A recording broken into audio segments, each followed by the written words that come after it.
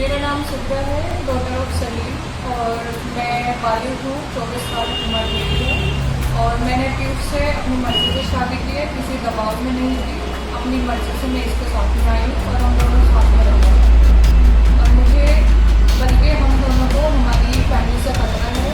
मेरे पापा से मुझे खतरा है, मेरे बड़े मामा नवेद से और मेरे मामा शौकत से। एक मुस्लिम लड़की ने एक हिंदू मजहब के मानने वाले लड़के से शादी के बाद एक वीडियो जारी की जिसमें वो अपने घर वालों की जानिब से धमकी का इजहार कर रही है।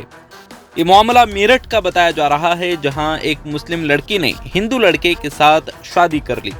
इतना ही नहीं, अफसोसनाक बात यह है कि लड़की ने शादी के बाद हिंदू मजहब अपना लिया है।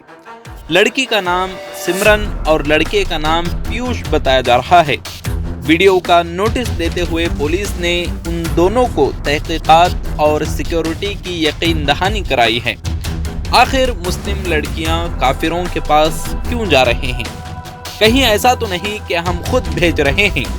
इस सवाल का जवाब बड़ा आसान है। कई वजूहात हैं, बिल्कुल साफ नजर आ रहा है, बस कबूल करने की जरूरत है। मैं बालिग हूँ, 24 साल उम्र मेरी है। और मैंने पीयूष से